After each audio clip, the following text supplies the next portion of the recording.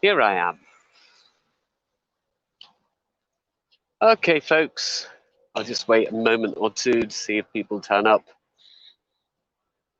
Sometimes it takes a little while on the screen before I can see who's there. That's great. Wonderful. I'm posting out. Gerard here. Nice to see you. 5 o'clock on what is now not a bad day. Oh, but it was wet earlier. Torrential rain. We can deal with it. In London here, there's no bad weather. It's just bad clothing. And we're on the South Bank, and we're going to take a little walk around some bridges. In and around. So we're near Waterloo Bridge, just to show you something we never see, is the IMAX cinema over there. Jurassic World is about to open on the 10th of June. That's in the middle of a roundabout, which is quite a clever thing to do, because often that kind of land is unused. Or they plant trees or flowers. But they put a big cinema in the middle, and the BFI own and run it. And they also have another building just here underneath Waterloo Bridge, which was called the National Film Theatre, the NFT. Now it's the BFI. Now at the moment, we're not allowed down that little section, but that's okay. We'll walk down another section. They're filming down there, making some kind of Hollywood movie. Just the guy in the center of the screen, just beyond him, they're filming. But that's okay. I'll show you the National Theatre here, opened in the 1970s. For many years, there was going to be a National Theatre under the tutelage and the ownership of a man named David Garrick. In the West End, we have a Garrick Theatre. And then Laurence Olivier in the 1960s decided he wanted a National Theatre,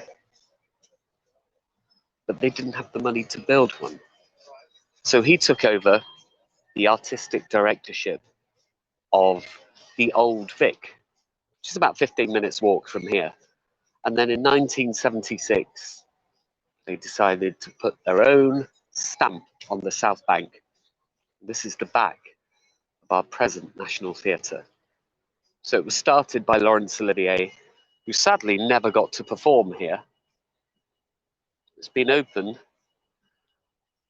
for about 45 years, and it has 3 theatres. The offices are here at the back, a Dorfman Theatre, which is a 400-seat studio, a Littleton Theatre, which has 800 seats, and a 1,200-seat Olivier stage. And it means in the big theatres, the Littleton and the Olivier, they can make a bit of money, and in the Dorfman, they can have experimental pieces. And this has all happened on the South Bank, because in the 1970s, and bear in mind we're running parallel to the South Bank at the moment, when we take a left, you'll see what I mean.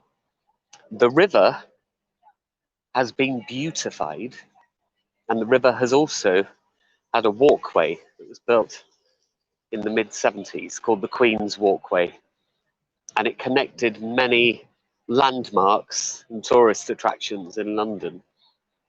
But what it also did, it meant that you could put the sewer pipes underneath London, and there are 86 miles of them underneath where we are now. They all run underneath the South Bank. So it was a perfect place to put a theatre. And this is it here, the side of the National Theatre, opened in 1976. It's not brutalist. So even though it is concrete, the style is béton brut, B-R-U-T. And it's been known as an aesthetic of broken forms. Forms are the wooden planks that are used when you're making a concrete path or driveway. So if you imagine that right in front of us, this bit here is just regular concrete. So there's no sign of the wooden form there. But then up above here, they have the wooden planks which were shaping the building, and then the concrete was poured in, and it actually retains the look and the feel of the wood. So they look like painted wooden planks, but it's all concrete.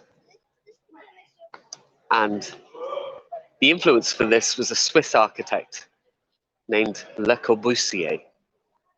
And the National Theatre itself is constantly voted the ugliest building and the most wonderful building in London. So you either love it or hate it, but one thing is for sure, that when you come in to see a play, you're in one of the most special theatres in London. There are 43 West End theatres. The National Theatre is not considered part of the theatre district because we're on the South Bank. There are a few theatres here, the Young Vic, the Old Vic, the Menier Chocolate Factory, the Southwark Playhouse, and we're going to walk past it in a bit, Shakespeare's Globe. But now we're approaching the river. Just behind the van in the centre of the screen is our first bridge, Waterloo Bridge. Now back in the 1500s, for about 500 years, there had been one bridge. We now call it London Bridge. They didn't need to specify, they just called it the bridge. And over the years, other bridges got built simply because of containerization. Steel containers, shipping containers, became very popular. The problem was they were heavy and the riverboats couldn't take them as much. And the river here was a bit more shallow than it is further east.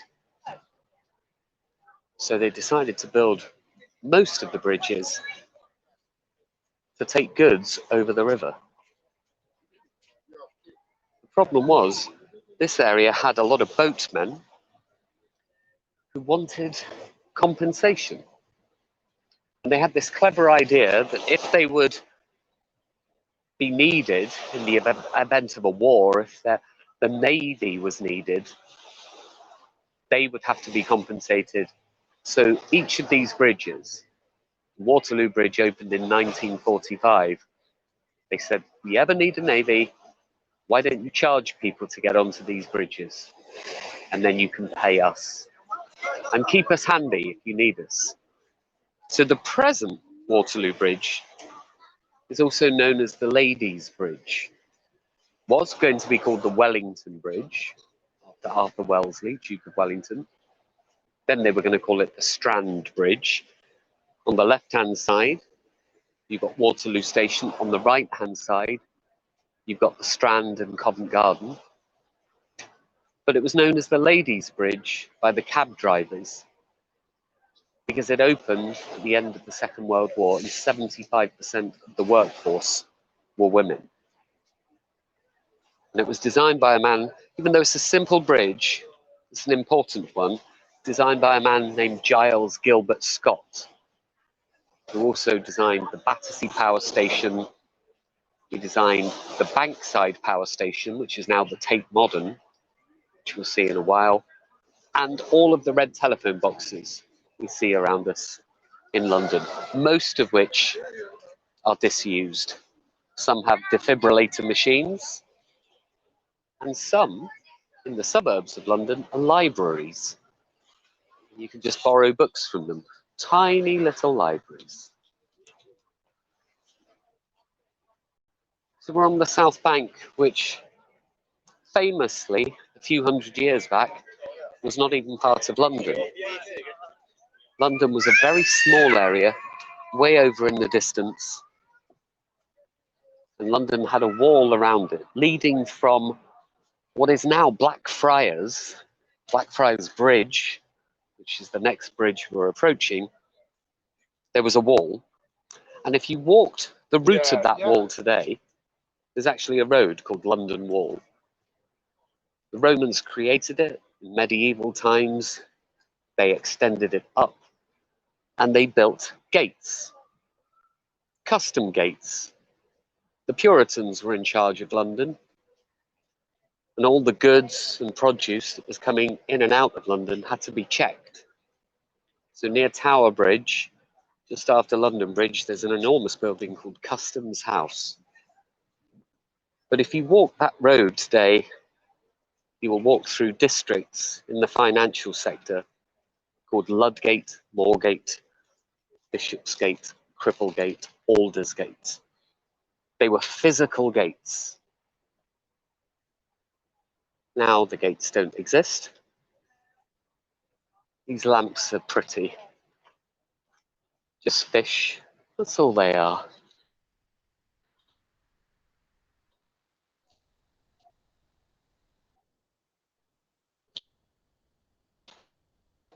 Just, and because it's been in the last 2 weeks, and also outbreaks of tropical sunshine, getting up to the late 20s, the mid 80s, these trees have grown really, really quickly. The trees are known as London plane trees, Plane. And the good thing about them is that they have a great way of attracting pollutants, so they clean the air quite well. And when they're cut, they're not pruned. They call it pollarding, so they more or less cut the top of the tree off, cut half the tree off. They're really quite brutal with the branches. And it means that you can shape them a bit better. But it gives you this idea just how green London can be. And they often have them in piazzas in Spain and Italy. You believe the tree itself, the first ever London plane, the term was used in Ely, E-L-Y, in Cambridgeshire. But we think the original hybrid London plane tree came from Spain. And another good thing about these trees, on the waterbank, we have all these large buildings around, and unlike oak trees, London plane trees, they handle root compaction quite well. So the roots down here, they don't spread through concrete, they don't find their way through brick as much as an oak tree, which might uproot a building. So the roots underneath are pretty much circular. And because they cut the top half of the trees off, there's a lot of space right at the top, so they handle wind quite well. I suppose in certain parts of the world, the closest example to these kind of trees is the American sycamore. And the wood that comes from it is used like oak. It's called lacewood. It's not as strong and tough as oak, but it's very useful. And these leaves grow enormously quickly.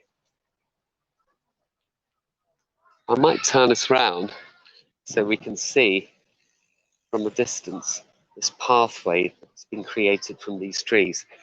Now, 3 months ago, this was as bright as daylight, and now by 6, 7 in the evening, we need to have all the street lights on. So it does look beautiful on the screen.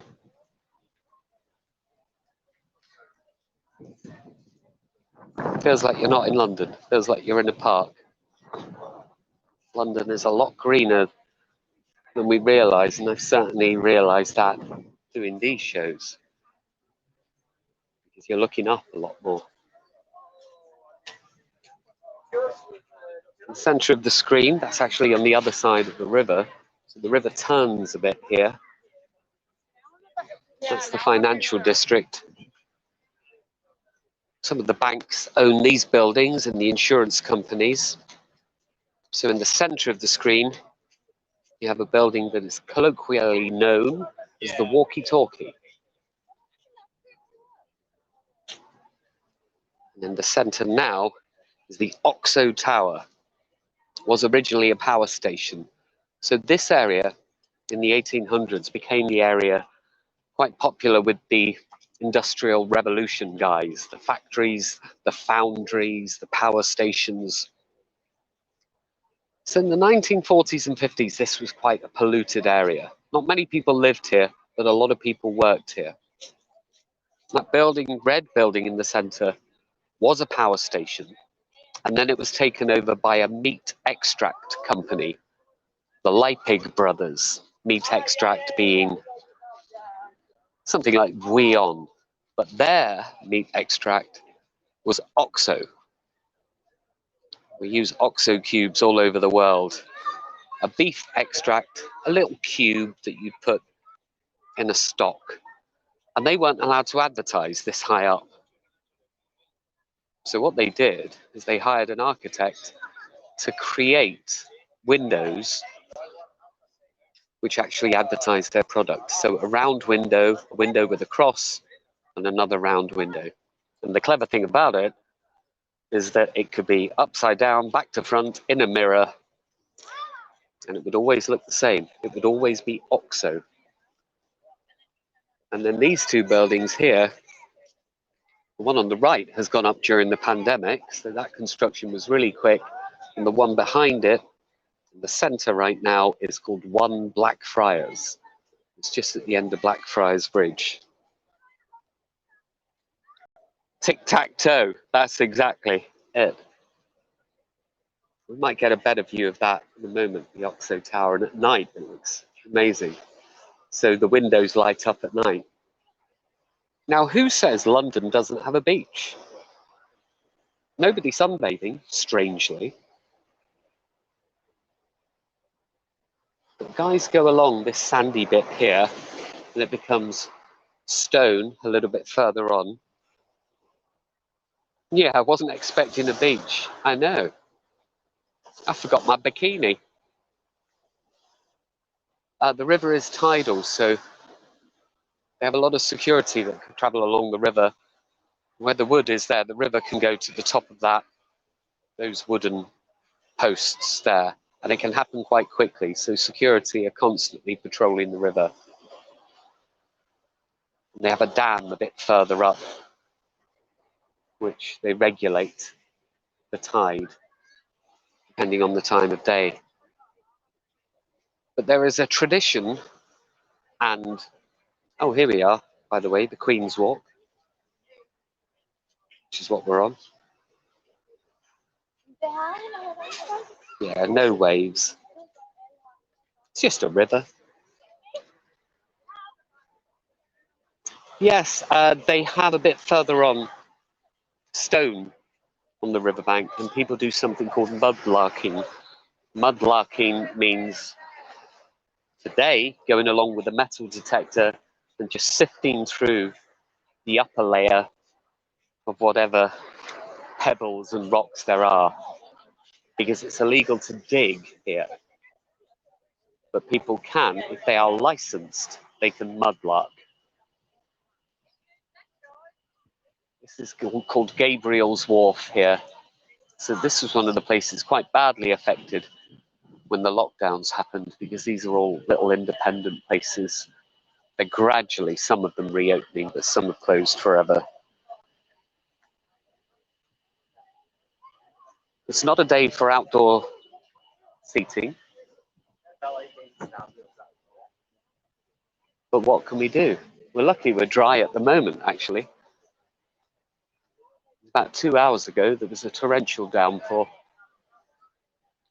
We can handle it, though. This is part of the Bernie Spain garden. Bernie Spain was a local resident, and in the 1980s, she and the local residents of this area campaigned to save this section of the riverbank. They were building all over the place. The National Theatre was there. They thought that was fine. Then IBM came.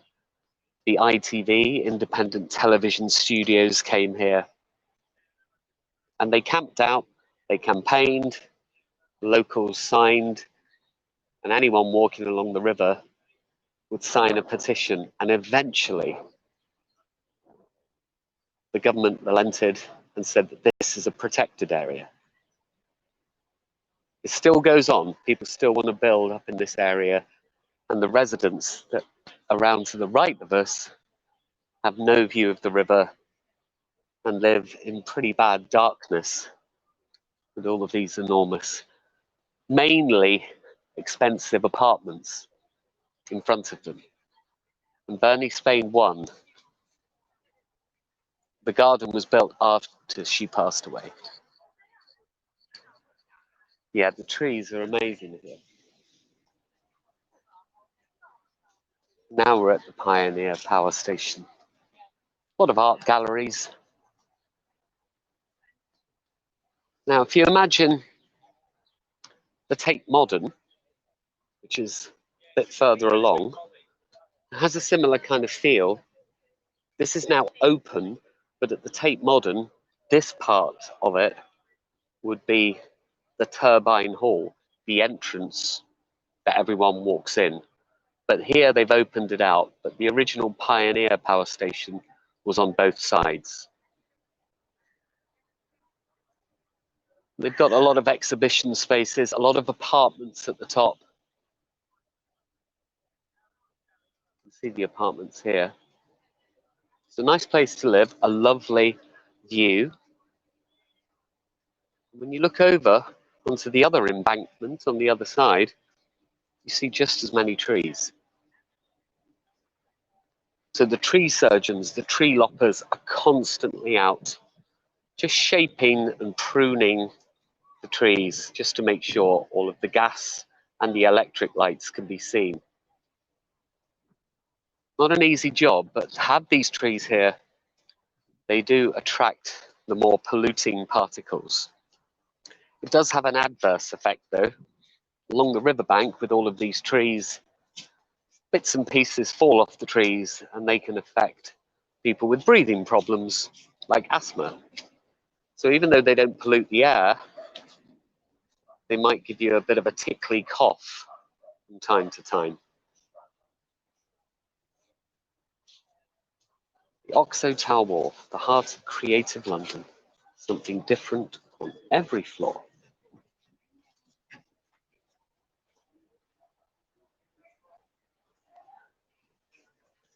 So it's very interesting just to show you how beautiful the sky looks in the distance there. And then, as we go round, it gets darker and darker. So in that direction, it's like a different part of the day. It's almost like a different city over there. Now, London is an enormous place. London, Greater London, holds about 10 million people. London now holds part of Surrey, Middlesex.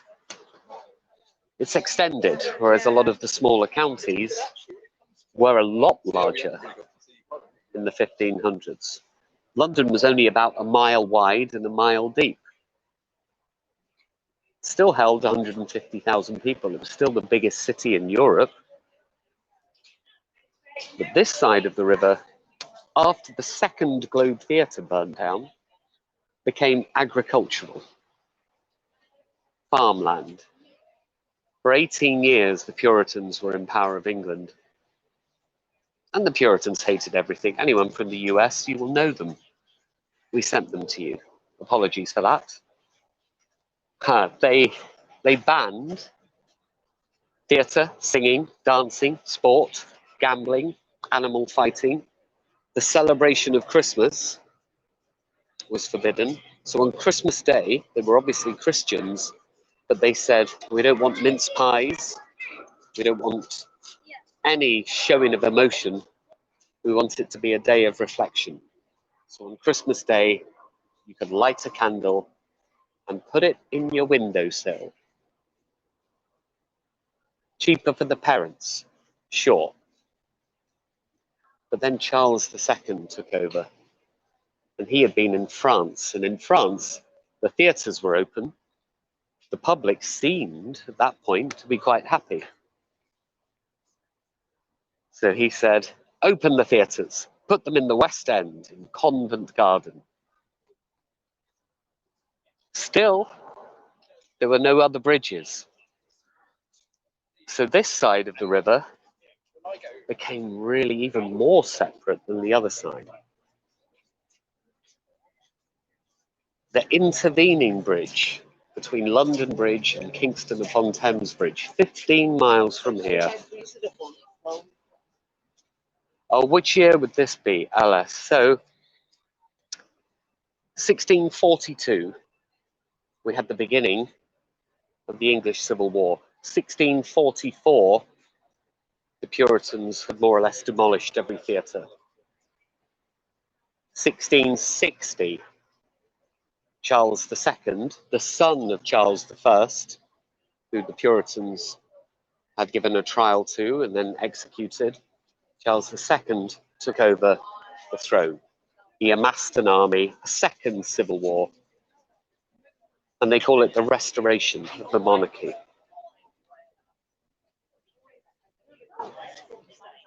And then the West End became theatre land. In 1729, in Putney, southwest London, an intervening bridge was built. And it wasn't built because of steel containerization. It was simply built because the Prime Minister at the time, Robert Walpole, was fed up having to call to boatmen 30 yards down on the riverbank and then having to trudge through mud to get to them. So he said, I'm going to build a new bridge. And he asked the king, and the king said, yep, that's fine. You're the Prime Minister. You can have what you want. So the intervening bridge was in the 1700s. And the other bridges around here that sprung up, well, you had Blackfriars in the 1760s, which is the one we're approaching, then Westminster, then Albert Bridge. But Blackfriars in front of us, one of the most fascinating bridges. There are actually 3 bridges here. There's a road and footbridge, which is the red one in front of us. Then in between that and the rail platform, the train platform, which you can see just poking out above the footbridge, there is the ghost of an old train platform. So there are actually 3 sections. One is only about 20 years old. The other one is now from the 1860s. And the bit in the middle is from the 1880s. And then they decided it didn't need to be used anymore. Blackfriars was a major train terminus. And then Waterloo and Charing Cross became busier. I'm going to attempt surreptitiously to put up my umbrella while we're talking.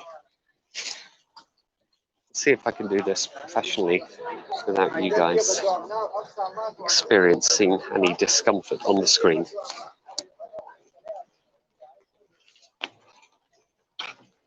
Beautiful work, Jared. Look at that. You didn't even know I did it, did you? Except when I do this. But it keeps the equipment dry. I won't be able to do these. I didn't have dry equipment. So hopefully as we come through here, there are a lot of people walking through. We'll wait for a few of them to go past.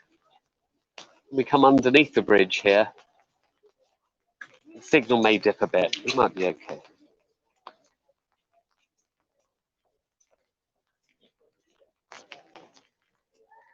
Blackfriars Bridge, in the Harry Potter film The Order of the Phoenix, they fly underneath this. That's used in the film. And the next bridge along, the Millennium footbridge, the Death Eaters destroy. So if you come under here, you'll see that there was a 1769 Blackfriars Bridge, and then it was sinking into the ground, so they built an 1869 one. So 100 years apart.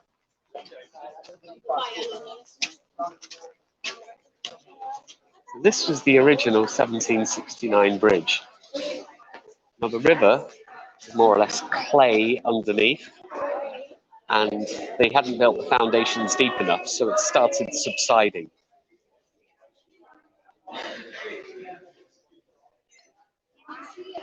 It's quite nice to see the construction of it. This was the original 1769 bridge and how they were building it.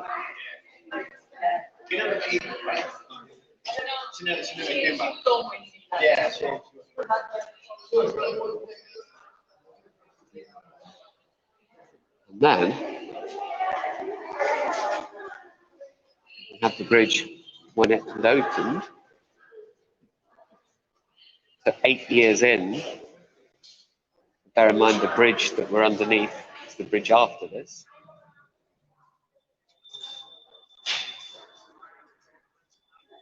And then finally, we have the new bridge, which is actually the one that we're underneath now. 1869. Once this fellow gets out of the way, we'll be able to see it. He's not part of the bridge. Yeah, it's great, and a few bridges have done this recently. Underneath, see the construction and the architecture, and there's also a company called Illuminated London, which have illuminated 14 of the bridges, so at night they're all lit up. And this was the opening of it on the 13th of November, 1869. Obviously opened by Her Majesty Queen Victoria. Yeah, it's great. Okay, now they're building a nice retail and apartment block here called Bankside Yards.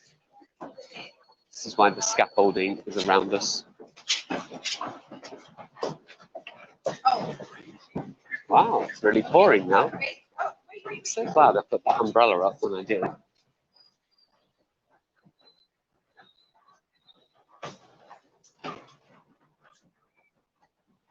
Okay.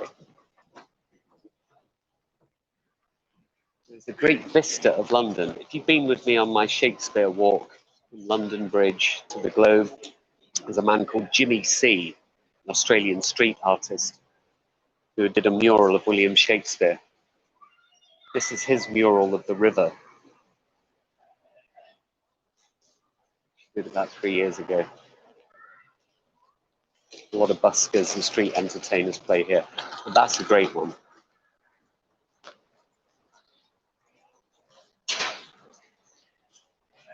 Called London Cityscape. You can tell it's under 10 years old because the Shard is there on the left, and that's only 10 years old now.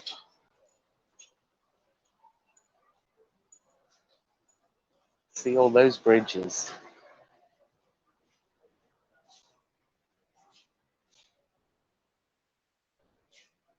Jimmy C. So do check him out if you do have Instagram. You can see all of his work around London. Most popular mural, the one where everyone leaves flowers on an anniversary every year, is in Brixton.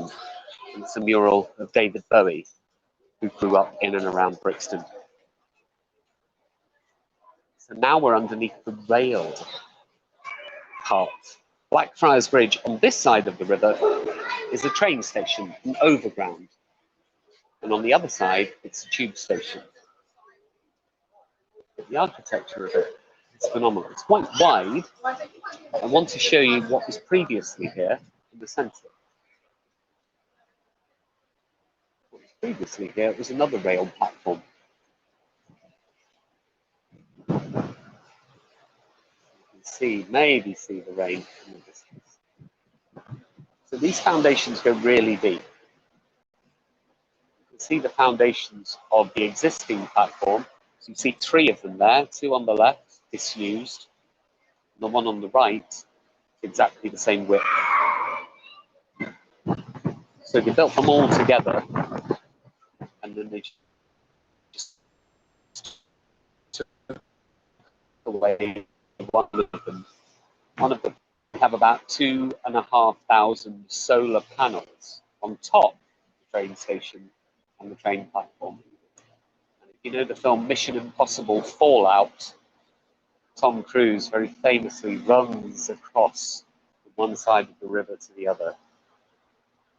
In one of the scenes, he jumps from a building to another building, and in reality, he broke his ankle. So filming stopped for 6 months. But we don't see that in the film, but we see him land, and they cut very quickly, because I think there may have been a scream.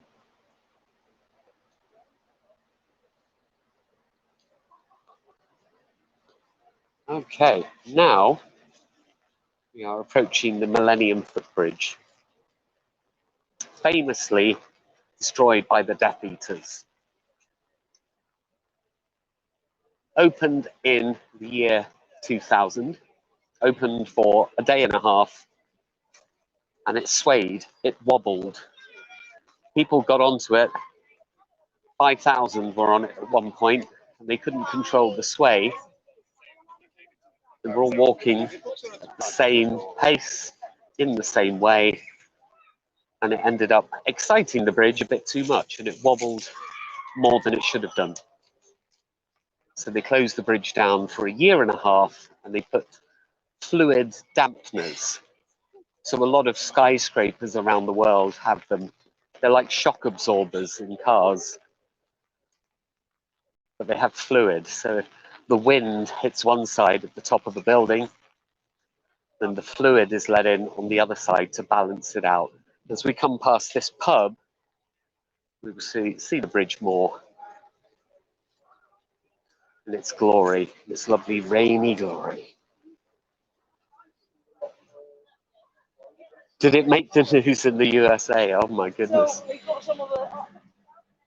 I mean, it was opened by the Queen, a Millennium Bridge, and there were so many built around the world. The turn of the Millennium, over 100,000 people got on it on the first day. But I suppose the only way you can test 100,000 people on a bridge before you open the bridge is by having 100,000 people on the bridge. They tested the weight of 100,000 people during that building period, but they didn't test the fact that people might get a bit scared, a bit disconcerted, that they might be hanging onto the edge of it. If we get onto a boat and the boat is swaying, we naturally move with the sway of the boat. And that's what happened. They called it synchronous lateral excitation. That was apparently the term used. That everyone synchronized their movements. In the same way, some of the older bridges in London, on the outskirts, in Battersea and Putney, still have signs on them from when the army used to cross the bridges. And they say, when the army crosses, please break step, as in, do not march, because you will wobble the bridge. And the Albert Bridge in Battersea has also been nicknamed the Trembling Lady, because whenever the army got on it, it would always wobble.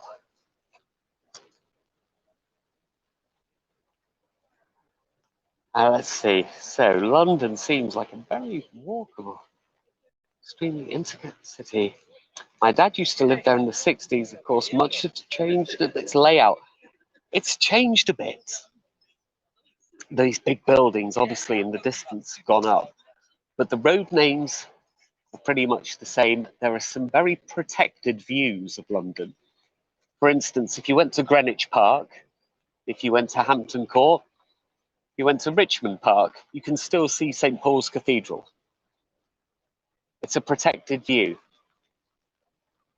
A lot has changed, but you'd be surprised, coming from the 60s, coming here now, there are certain routes where nothing has changed. It is a walkable city. Sometimes it doesn't even feel like a city. Sometimes it feels like a selection of little villages and towns.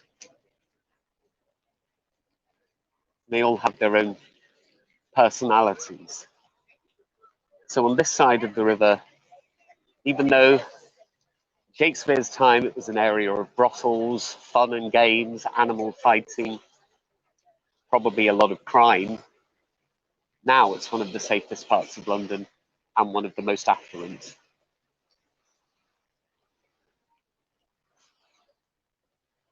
My goodness, the rain in Spain stays mainly on the rain. Do apologise. Just couldn't help. There is a bit of blue sky over there. If we walked in that direction, we'd be in Shoreditch, which in Shakespeare's time was one of the slums of London, one of the poorest areas, and now it's one of the cool areas with all the art schools there. Now we can see this bridge a little bit closer. It's stretched out to the side. The Millennium Bridge is actually a suspension bridge, but unlike the Golden Gate Bridge, which is suspended up, there's a height restriction here. So it's suspended and stretched 45 degrees up and to the left. And they put these fluid dampers in and shock absorbers. And there are 4 enormous cables on either side which stretch the bridge. And the longest piece is in the middle. It's only built in 3 sections, but the longest piece is about 160 yards in the centre of it. Oh, thank you, Sally Cross. That's lovely of you. We should really see the Globe Theatre as we're here. Now, this rain is not as bad as it was earlier. It was pretty torrential at about 3 o'clock, so about 2 hours before I started this show. And there was a performance on at the Globe Theatre, and I walked past it, and there would be probably about 500 people standing in the yard. And it was just coming to intermission, and I saw them all coming out. Most of them knew that they would be in the open air and that they don't allow umbrellas, but some didn't. Some were truly soaked, but they must really love Shakespeare because they stayed. My advice to anyone coming to the Globe Theatre and standing, and you can stand for £5 for a show here, cheapest ticket in town, my advice is to stand at the back around the edges, because the thatched roof that the Globe has does cover the outer edges of the yard, and you stay dry. So that's a bit of advice for you. The Globe is here. They don't allow umbrellas simply because you can't see behind them. And they've never cancelled a show because of weather. They've only cancelled them because of viruses. And the thatched roof it has is the only thatched roof in London. After the Great Fire of London, which happened on the other side of the river, by the way, in 1666, thatch, or water reed, was forbidden as a building material. And when the Globe opened in 97, it had been the first building with a thatched roof allowed within a London postcode since 1666. 99 feet in diameter, or about 28 meters. You could take this building to the Royal Opera House. The entire building would fit on their stage. The original globe wasn't here. The original globe was a few moments away. This was all still part of the riverbank back in the 1500s. Well, I must say I'm doing very, very well to keep us all dry. Hope you guys feel dry. Got the umbrella over all of us. Look at this little fella down here. Look at him. This little duck saying, I ain't going in that water. It's choppy. And his little friend here saying the same. Being sensible. They're saying it's too much like hard work. Imagine the actor-comedian David Walliams swam 144 miles of this river a few years ago for charity. Of course now, what's the priciest neighbourhood in London? Oh, it's a good one. Kensington and Chelsea is probably the priciest district, suburb, but the most expensive house in London is at the top of Baker Street, just off Regent's Park. And it sold about 5 years ago for £80 million, and it was bought by a man called Marcus Cooper, who strangely is a property developer. And it's not the largest house in London, it's just the most exclusive location on the edge of Regent's Park. And inside Regent's Park is the second largest private garden in London. And it's Winfield House. And its owner, or the occupant, is the US ambassador. The largest private garden is at some little place called Buckingham Palace. US ambassador. And here we have, or the ambassador to the court of St. James, as Gregory Peck was known in the film The Omen.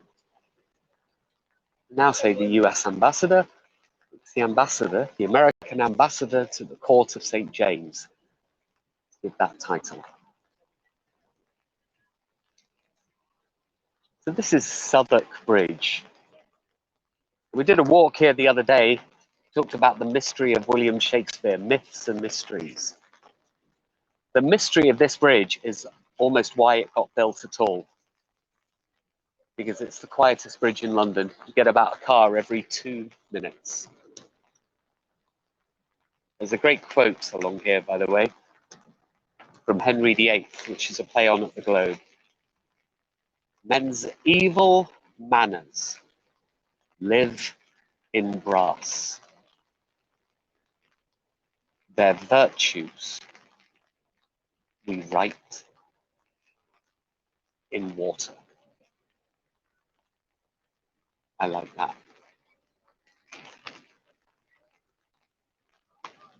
So if you do a bad thing, it'll always be remembered. You do a good thing, often gets forgotten. I like Southwark Bridge. Often of an evening, if I'm doing a walk here, it's any time after 6:30, 7 o'clock at night, you can park on the bridge and you don't have to pay. But any time up until 6 o'clock, if you're in this area, you have to pay £15 for the privilege to drive through it. Oh my goodness, we have stayed as dry as is humanly possible. And you know the other thing that you don't realize? I'm holding the gimbal, the stabilizer, with my left hand and the umbrella with my right hand. And this is the first time I've done that. And I haven't been too bad with the movement. I'm just saying that, folks. You don't need to appreciate it. I'm just really proud of myself. My girlfriend says I can't multitask, but I can hold an umbrella and show you London at the same time. I wish she was watching.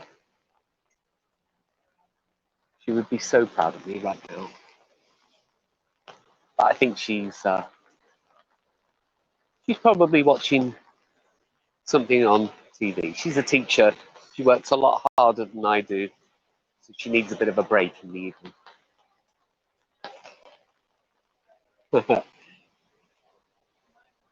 Maybe one day I should say, you should be watching every tour. She'd say, oh no. I hear it all at home when you're rehearsing. We're underneath Southwark Bridge. It means I can put the umbrella down. And it means I can do this. Wow, we did well, guys. Thanks for keeping me dry. Thanks for keeping me company. That wasn't bad, huh? I did all right. I'm very proud of myself and proud of you for staying online.